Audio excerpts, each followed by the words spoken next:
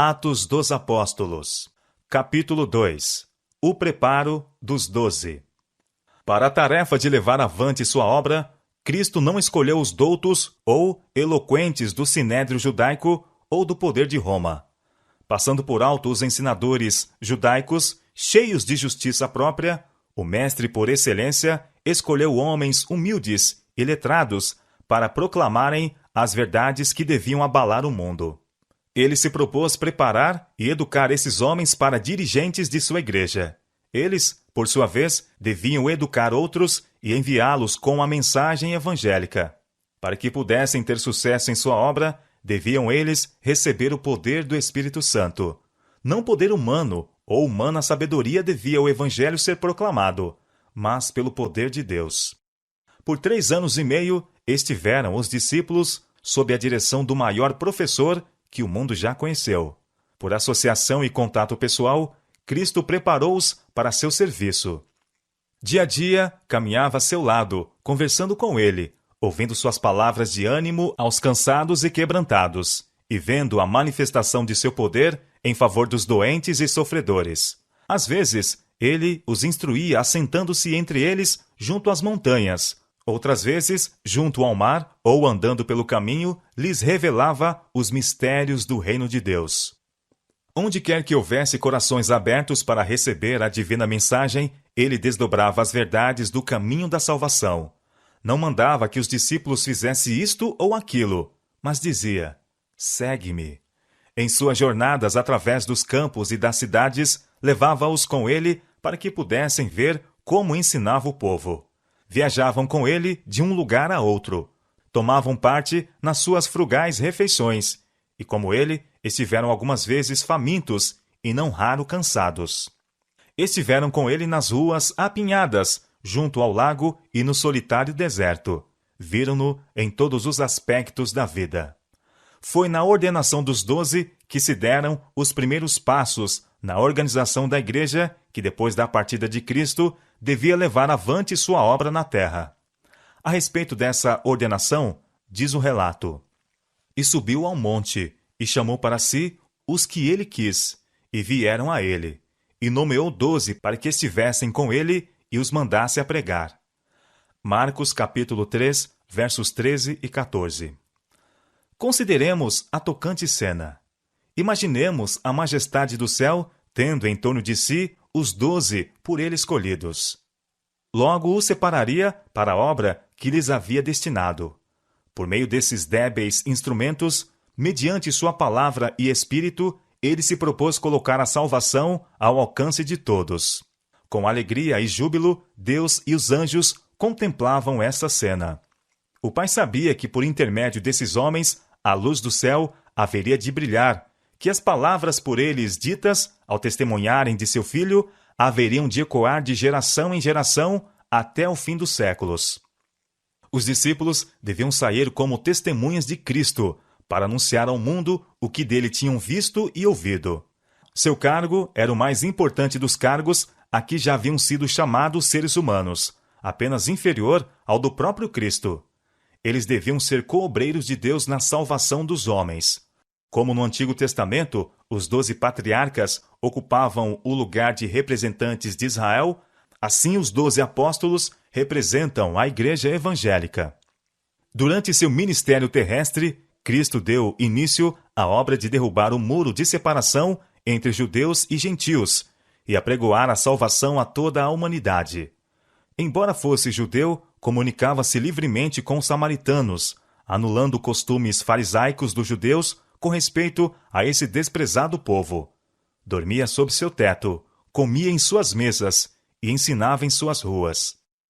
O Salvador ansiava por desdobrar aos discípulos a verdade referente à demolição da parede de separação entre Israel e as outras nações, a verdade de que os gentios são coherdeiros dos judeus e participantes da promessa em Cristo pelo Evangelho. Essa verdade foi revelada em parte quando ele recompensou a fé do centurião de Cafarnaum e quando pregou o Evangelho aos habitantes de Sicar. Isso foi ainda mais plenamente revelado por ocasião de sua visita à Fenícia, quando curou a filha da mulher cananeia.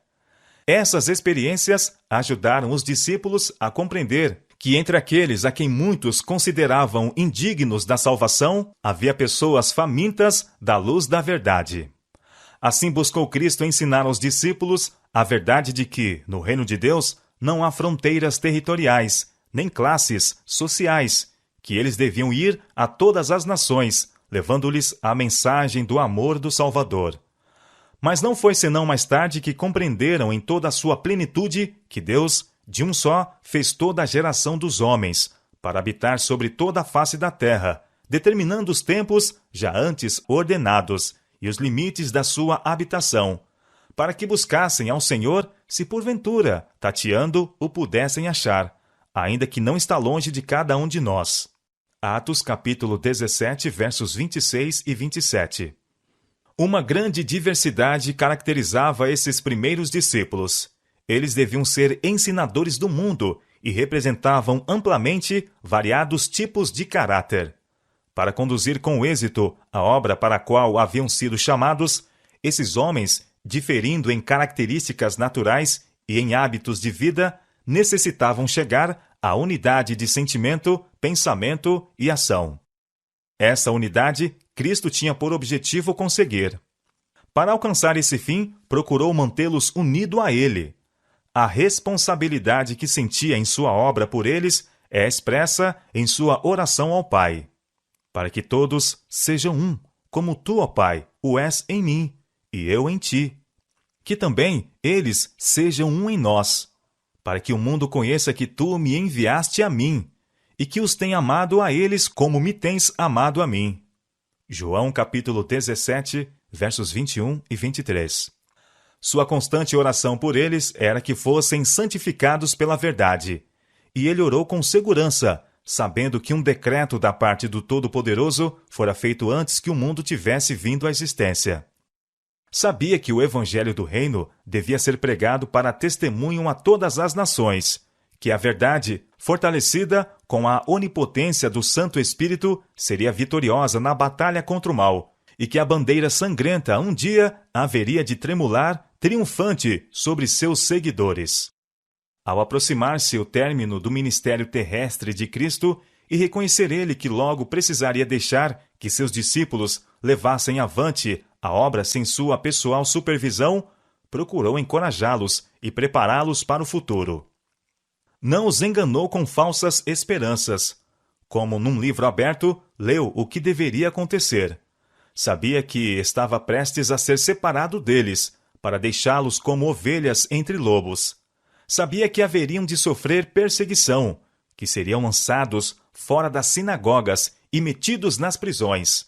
Sabia que, por testemunharem dele como o Messias, alguns experimentariam a morte, e falou-lhes alguma coisa a respeito disso.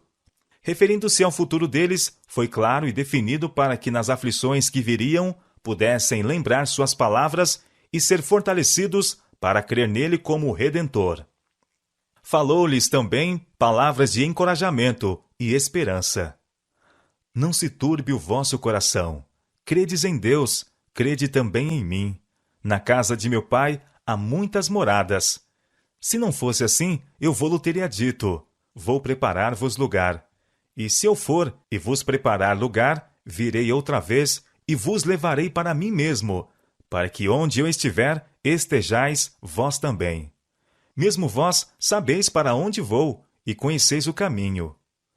João capítulo 14, versos 1 a 4.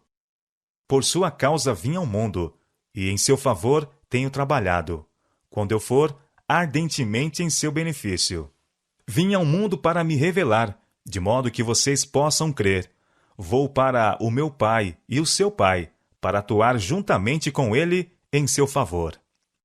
Na verdade vos digo que aquele que crê em mim também fará as obras que eu faço, e as fará maiores do que estas, porque eu vou para meu Pai. João capítulo 14, verso 12. Não queria Cristo dizer com isso que os discípulos fariam maiores esforços do que os que ele havia feito, mas que sua obra teria maior amplitude. Ele não se referiu meramente à operação de milagres, mas a tudo quanto iria acontecer sob a influência do Espírito Santo. Mas quando vier o Consolador, disse ele, que eu da parte do Pai vos hei de enviar, aquele Espírito de verdade que procede do Pai, ele testificará de mim, e vós também testificareis, pois estivestes comigo desde o princípio.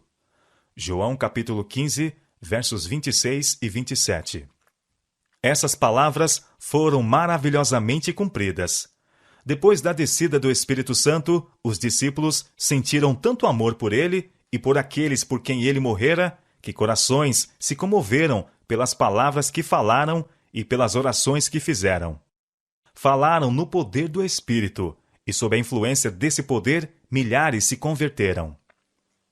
Como representantes de Cristo, os apóstolos deviam fazer decidida impressão sobre o mundo. O fato de serem homens simples não devia diminuir-lhes a influência, antes incrementá-la, pois a mente de seus ouvintes devia ser levada deles para o Salvador, que, conquanto invisível, ainda estava operando com eles. O maravilhoso ensino dos apóstolos, suas palavras de ânimo e confiança, assegurariam a todos que não era seu próprio poder que operavam, mas no poder de Cristo.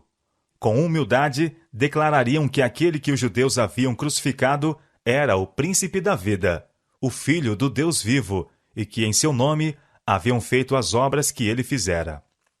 Em sua reunião de despedida com os discípulos, na noite anterior à crucifixão, o Salvador não fez referência ao sofrimento que ele havia suportado e teria ainda de suportar.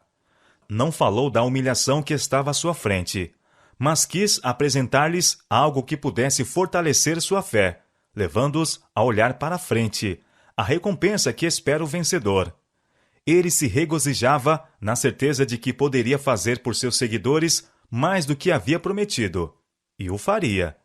De que dele brotariam amor e compaixão que purificariam o templo espiritual e tornariam as pessoas semelhantes a ele no caráter, de que sua verdade, robustecida com o poder do Espírito, sairia vencendo e para vencer. Tenho-vos dito isto, declarou ele, para que em mim tenhais paz. No mundo tereis aflições, mas tende bom ânimo, eu venci o mundo. João capítulo 16, verso 33. Cristo não fracassou, nem se desencorajou, e seus discípulos deviam mostrar fé da mesma persistente natureza. Deviam trabalhar como ele havia trabalhado, buscando dele forças. Embora o caminho fosse obstruído por aparentes impossibilidades, por sua graça deveriam avançar, de nada desesperando e esperando por tudo. Cristo havia terminado a obra que lhe fora dada para fazer. Tinha reunido os que teriam de continuar sua obra entre os homens, e disse: E nisso sou glorificado.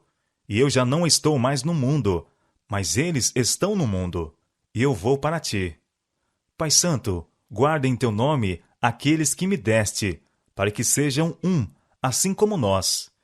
E eu não rogo somente por estes, mas também por aqueles que pela sua palavra hão de crer em mim, para que todos sejam um, e eu neles e tu em mim, para que eles sejam perfeitos em unidade, e para que o mundo conheça que tu me enviaste a mim, e que os tenha amado a eles como me tens amado a mim.